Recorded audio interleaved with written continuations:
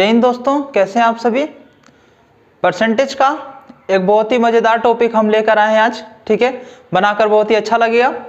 ये सब जो आज का टॉपिक है ये आप बचपन से ही देखते आ रहे होंगे अपने स्कूल लाइफ से ही। ठीक है, तो बहुत आसानी भी होगा आपको और समझने में थोड़ा मज़ा भी आएगा, जागरूकता भी होगा। ठीक है, तो आज का जो टॉपिक है वो बेस्ड ऑन स्टूडेंट पासिंग और फेल, जो है ना पास फेल, ये चीज़ तो आप बचपन से देखते आए हैं। यूनिट टेस्ट होते थे, आपके सेमेस्टर के एग्जाम होते थे, आता था पेपर, मैडम लेके आती थी, आप लोग देखते थे कितना नंबर आया है, अच्छे से देखते थे उसको और एक दूसरे से कंपेयर किया करते थे, मेरा कितना आया उसका कितना आया है, कौन से क्वेश्चन में ज़्यादा गलती हुआ है, कौन सा क्वेश्चन में नहीं हुआ है। ठीक है, बैक बेंचर होते थे वो बस इतना ही देखते थे कि पास कौन कौन हुआ है। ठीक है, तो ये सब चीज़ें रहती थी। तो इन सब चीज़ों को अब आप देखिएगा तो उन्हीं सब चीज़ों से ये क्वेश्चंस बन गए हैं। ठीक है, लाइफ स्टाइल से ही मैथमेटिक्स के क्वेश्चन बनते हैं। लाइफ स्टाइल जो होता है उसी से मैथमेटिक्स के क्वेश्चन बनते हैं। आप दुकान जाते हैं, वहां से मैथमेटिक्स के क्वेश्चन बन जाते हैं, कितने परसेंट पे क्या लाभ मिला, क्या लॉस हुआ। ठीक है, आपने मार्क्स देखा ये स्टूडेंट के इस पे बन गए, है ना। आप कोई भी गेम हम खेलते हैं उस पे एवरेज निकालना पड़ जाता है। तो लाइफ स्टाइल से ही मैथमेटिक्स का क्वेश्चन बनता है। तो दुनिया का बहुत बड़ा संबंध है मैथमेटिक्स से। ठीक है, तो मैथमेटिक्स को कभी भी ऐसा मत समझिएगा कि आज मैं ये चीज पढ़ रहा हूं तो कल मेरे जाकर ये इस्तेमाल कहां होगा। ठीक है, ये डेली लाइफ में मैथमेटिक्स यूज होता है। ठीक है, तो अभी आप देखिए इसका पहला क्वेश्चन, देखिए कैसे बनेगा। जैसे इसमें है इन अ क्वार्टरली एग्जाम मतलब 3-3 महीने में जो एग्जाम होते हैं। ठीक है, in a quarterly exam A student secured 30% marks and failed by 12 number. एक जो स्टूडेंट था उसको क्या हुआ, 30% मार्क्स आ गया, 30% मार्क्स वो लेके आया और उसको क्या पता चला कि 12 नंबर से वो फेल ही हो चुका है। 30% मार्क्स ला के भी वो 12 नंबर से क्या हुआ है, फेल हो गया है। ठीक है, इन द सेम एग्जाम, उसी एग्जाम में another student score 40% marks and got 28 marks more than the minimum marks. उसी एग्जाम में एक और स्टूडेंट था, वो कितना लाया, 40% मार्क्स लाया और उसका क्या पता चला कि वो क्या किया है कि 28 मार्क्स ज्यादा ही ला दिया पासिंग मार्क्स से, 28 नंबर ज्यादा ला दिया है। ठीक है, तो क्या है the maximum marks in the examination. तो एग्जामिनेशन का मैक्सिमम मार्क्स कितना है। ठीक है, मतलब एग्जाम जो हुआ था वो कितने मार्क्स का हुआ था। ठीक है, तो देखिए क्या कीजिएगा। सबसे पहले आपको क्या पता चल रहा है, मान लीजिए कि मैक्सिमम जो मार्क्स है 30, ये x है। ठीक है, x का 30% एक स्टूडेंट लेकर आया, x का 30% एक स्टूडेंट लेकर आया, तो उसको क्या पता चला कि भैया मैं तो 12 नंबर से फेल हो गया हूं, तो पास कैसे होगा। उसको 12 नंबर और मिल जाएगा तो वो तो पास हो जाता, 12 नंबर और मिल जाता। मतलब इसमें अगर मैं 12 और जोड़ देता हूं तो अब ये तो पास हो गया। मतलब ये जो नंबर ये क्या हुआ, ये पासिंग मार्क्स है।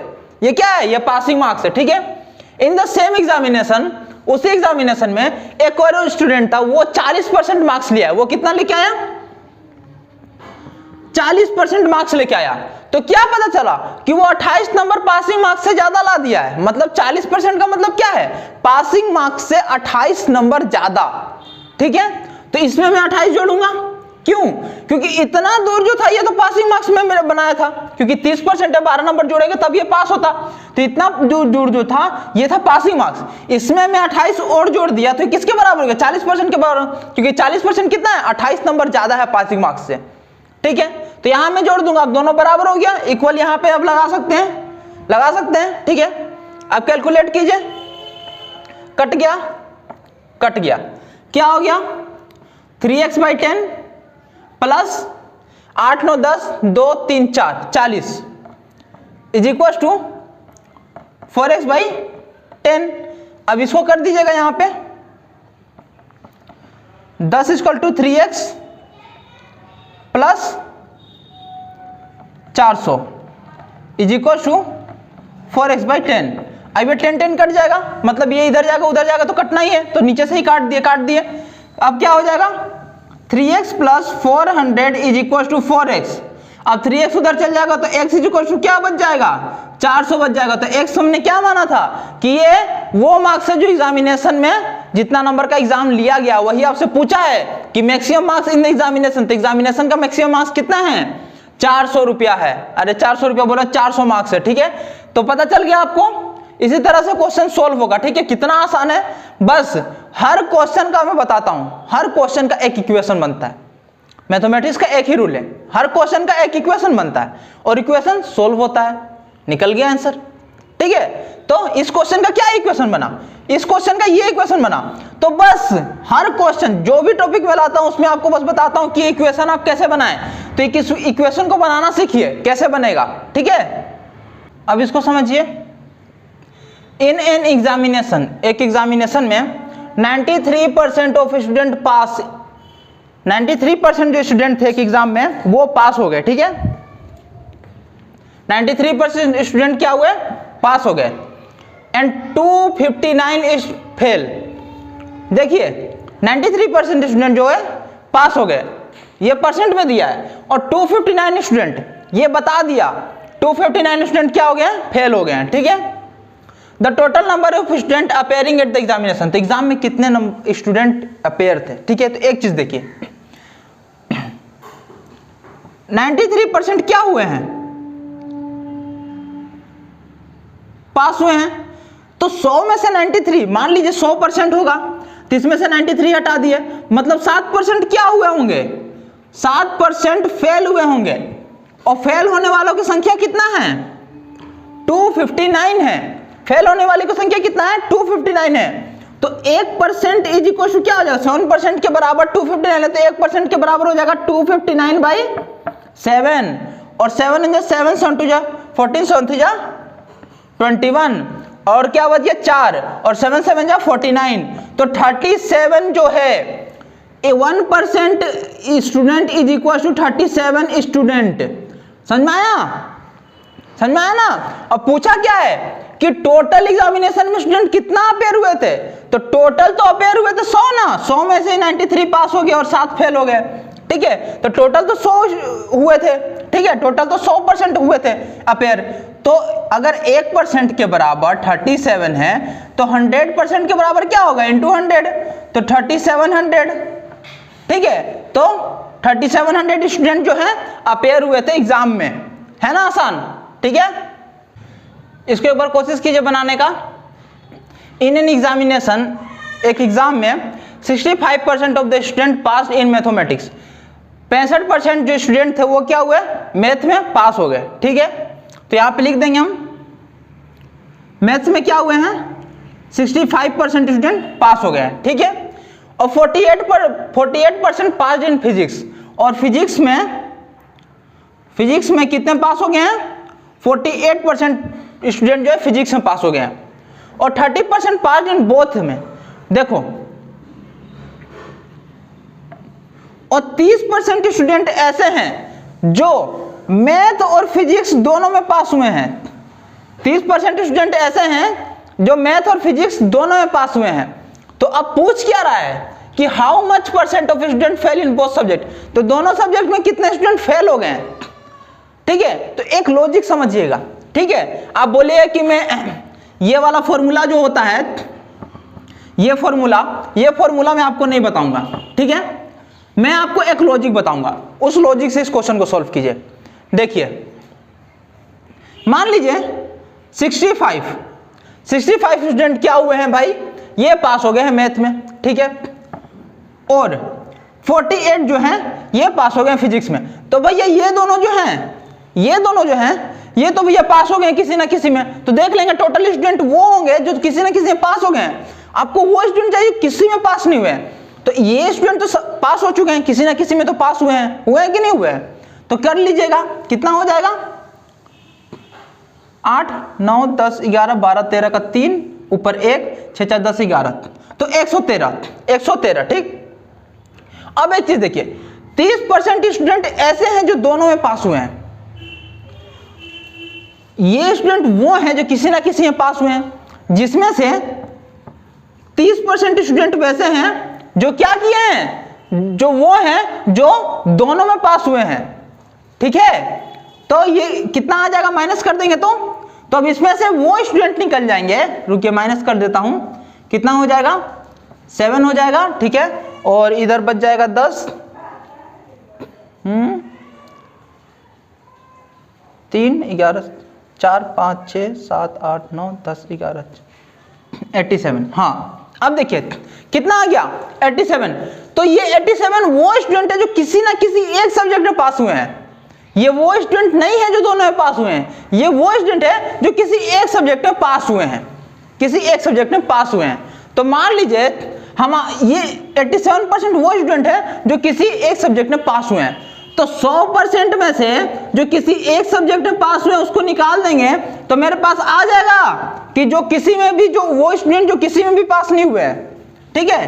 तो 100 में से 87 घटा देंगे तो 3 आ गया, ठीक, 13।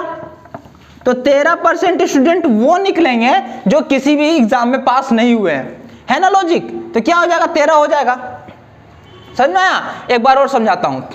देखिए मैथ और फिजिक्स से भाई इतना स्टूडेंट पास हो गए, ठीक, मैं जोड़ दिया भाई, इतने स्टूडेंट वो हैं जो पास हुए हैं, ठीक है, निकाल दिया कि इतने स्टूडेंट पास हुए हैं। उसमें क्या है कि दोनों सब्जेक्ट में 30% स्टूडेंट वो हैं जो दोनों सब्जेक्ट में पास हुए हैं। तो निकाल देंगे दोनों सब्जेक्ट में कौन कौन पास हुए हैं, क्योंकि उनका तो नहीं, फेल होने से कोई संबंध ही नहीं है, उनका तो फेल होने से कोई संबंध ही नहीं है, ठीक है। तो पहले तो उन लोगों को निकालेंगे जो किसी में फेल नहीं हुए हैं। तो 30% निकाल दिए, कितना बचा, 87% बचा। अब 87 वो बचे हैं, वो स्टूडेंट है जो किसी एक सब्जेक्ट में पास हुए और दूसरे में फेल हो चुके हैं, एक में पास हुए और दूसरे में फेल हो चुके हैं। आप देखिए आपको फेल की तरफ जाना, आप फेल की तरफ धीरे धीरे आ रहे हैं, ठीक है। तो ये वो स्टूडेंट है जो किसी ना किसी एक सब्जेक्ट में फेल हुए हैं लेकिन एक में पास भी हुए हैं। तो मान ले कि 100% हमारे पास था, 87% किसी ना किसी एक सब्जेक्ट में फेल है और बाकी वो एक सब्जेक्ट में पास भी हैं, ठीक है। तो निकाल देंगे तो अब जो निकलेगा वो स्टूडेंट निकलेंगे जो दोनों सब्जेक्ट में फेल है, नालायक है, ठीक है। वो स्टूडेंट निकल गए तो वो कितना है, 13%, बस निकल गया, कोई फॉर्मूला लगाने का जरूरत नहीं है, तुरंत निकल गया, ठीक है। इसको देखिए एक बार, in an examination a candidate must score 40% marks to pass. एक एग्जाम का क्या रूल है कि आपको 40% मार्क्स लाना ही लाना है पास होने के लिए। पास होने के लिए कम से कम 40% मार्क्स लेकर आना। मेरे को याद है हम लोग जब थे स्कूल में तो हम लोग का 33% पासिंग मार्क्स हुआ करता था, ठीक है। तो 40% मार्क्स आपको लाना ही लाना है, ठीक है। A student who get 220 marks, एक स्टूडेंट था उसको भैया 220 मार्क्स मिल गया। कितना मिल गया, 220 नंबर मिल गया उसको, ठीक है। तो क्या हुआ कि वो फेल हो गया 20 नंबर से, 220 नंबर लाया जब, ठीक है। तो फिर क्या देखा कि 20 नंबर से भैया हम तो फेल हो चुके हैं, ठीक है। What are the maximum marks in examination, तो एग्जाम का मैक्सिमम मार्क्स कितना है, ठीक है। तो कितना हो जाएगा, देखिए एक स्टूडेंट है जो 220 मार्क्स लाया, कितना लाया, 220 मार्क्स लाया और पता चला कि 20 मार्क्स से फेल हो गया। 20 मार्क्स से क्या हुआ, फेल हो गया। तो मतलब 20 नंबर और मिल जाता तो उसका कितना, 240 हो जाता और वो क्या हो जाता, पास हो जाता। क्या होता, पास हो जाता। और पास होने के लिए कितना परसेंट मार्क्स चाहिए, 40% मार्क्स चाहिए। मतलब 40% इज इक्वल टू कितना है, 240 है। 40% इज इक्वल टू 240 है। तो 1% के बराबर क्या हो जाएगा, 240/40 कट गया, 4 5 24, 4 से 24, 6। तो 6 नंबर जो है 1% के बराबर है। तो 100% के बराबर कितना होगा, तो 100% के बराबर 6 × 100 कर देंगे तो कितना हो जाएगा, 600। तो मतलब पूरा एग्जाम जो था वो भैया 600 नंबर का था। पूरा एग्जाम कितने नंबर का था, 600 नंबर का, ठीक है। तो 600 नंबर का पूरा एग्जाम था। समझ में आ रहा है ना, है ना आसान। इस वाले को देखिए, इन अ क्लास, एक क्लास में 60% of student pass in Hindi. 60% student क्या हुए हैं, हिंदी में पास हो गए हैं। चलिए लिखते हैं, ऐसे क्वेश्चन को तुरंत लिखने लगा कीजिए, ठीक है। हिंदी में 60% स्टूडेंट क्या हुए, पास हो गए, ठीक है। 45 पास इन संस्कृत, और संस्कृत में कितना पास हुए हैं, 45% संस्कृत में पास हो गए, ठीक है। और 25% of them pass in at least one subject, और कम से कम एक सब्जेक्ट में कितने स्टूडेंट पास हुए हैं, एटलीस्ट वन में कितने स्टूडेंट पास हुए, 25। मतलब देखिए क्या मतलब इसका, तो क्या पूछा, क्या आप वो देख लीजिए। What percent of student fail in the both subject, तो दोनों सब्जेक्ट में कौन से स्टूडेंट है जो फेल हो चुके हैं, ठीक है। एक चीज देखिए, 60% जो है वो तो भैया हिंदी में पास है। ये जो 60% है ये भैया पूरा पास है हिंदी में। संस्कृत में भी 45% पूरा पास है, ठीक है। अब आपको मैं क्या बताया था, आपको निकालना है फेल, तो आपको धीरे धीरे फेल की तरफ जाना है, तो एक चीज देखिए, यहां क्या बोल दिया है कि एटलीस्ट एक में पास होने वाले 25% स्टूडेंट हैं। 25% स्टूडेंट वो हैं जो कम से कम एक सब्जेक्ट में ही पास हुए हैं, ठीक है। मतलब एक में पास हुए हैं तो भैया एक में फेल हुए हैं, ठीक है। एक में पास हुए हैं तो एक में फेल हुए हैं, ठीक है। तो अब ये लोग हैं, अब मान लीजिए आपके पास पूरा 100% स्टूडेंट में से आपका 25% स्टूडेंट वो हैं जो किसी ना किसी एक ही सब्जेक्ट में पास हुए हैं, तो बचे हुए स्टूडेंट तो वो होंगे ना जो सब में फेल हैं। बचे हुए तो वही बचेंगे ना। 25% वो हैं जो किसी एक सब्जेक्ट में पास हुए हैं, बाकी दूसरे में फेल हैं। तो इसको हटा देंगे, जो किसी एक सब्जेक्ट में पास हुए हैं उसको हटा देंगे, तो जो बच जाएंगे वो हो जाएंगे जो किसी में भी पास नहीं है ना। तो क्या हो जाएगा 75। तो 75% स्टूडेंट वो हैं जो किसी में भी पास नहीं है, मतलब दोनों के दोनों में फेल है, नालायक है, ठीक है। तो क्या हो जाएगा, बी नंबर जो होगा इसका सही आंसर हो जाएगा, ठीक है दोस्तों। तो इस तरह से ये लॉजिक है, इसमें फॉर्मूला लगाने का आपको जरूरत नहीं है, ठीक है। ये एक बहुत ही बेस्ट लॉजिक है। अगर इस तरह से बनाते हैं, कोई फॉर्मूला का जरूरत नहीं, तुरंत बनेगा, ठीक है। मेरे समझाने से थोड़ा लेट हो रहा है, इसका मतलब ये नहीं कि आप अगर एग्जाम में बैठिएगा तो इस तरह से आप इस तरह से अपने आपको थोड़ी बताइएगा, तुरंत दिमाग में आएगा, तुरंत कैलकुलेट होगा, तुरंत निकलेगा, ठीक है। जितना एक क्वेश्चन के लिए टाइमिंग मिलता है उससे भी कम, 30 सेकंड से भी कम टाइम लगेगा, ठीक है। तो इस तरह से दोस्तों बनता है। मैथ्स के क्वेश्चन को थोड़ा जितना फास्ट बनाइएगा आपको उतना ही ज्यादा टाइम मिलेगा जीएस के लिए, उतना ही ज्यादा टाइम मिलेगा आपको इंग्लिश के लिए, हिंदी के लिए। इंग्लिश हिंदी ऐसे सब्जेक्ट है जो थोड़ा सा टाइम ज्यादा खींचते हैं दोस्तों। रीजनिंग में कुछ क्वेश्चंस बहुत लंबे होते हैं, वो टाइम ज्यादा खींचते हैं। तो मैथ्स में आप क्वेश्चन बचा सकते हैं, टाइम को बचा सकते हैं अगर आप अपना दिमाग को कैलकुलेटिव बना दे तो, ठीक है। तो प्लीज आप लोग कोशिश करते रहा कीजिए, ठीक है। ज्यादा क्वेश्चंस प्रॉब्लम्स को सोल्व किया कीजिए। अगर दिक्कत होता है कमेंट सेक्शन में लाइए, मैं तुरंत के तुरंत आधे घंटे के अंदर ही आपका रिप्लाई करूंगा, ठीक है। और उसको सोल्व करके आपको बताने की कोशिश करूंगा, किसी ना किसी सुविधा से मैं आपको जरूर बता दूंगा। अगर कहीं से सोल्व नहीं होगा तो मैं अपने अगले वीडियो में ही आपका क्वेश्चन सोल्व करूंगा, लेकिन करूंगा जरूर, ठीक है। मैं आपके साथ बना हुआ हूं दोस्तों, प्लीज लाइक सब्सक्राइब कीजिए और बनने रहिए हमारे साथ। थैंक यू दोस्तों।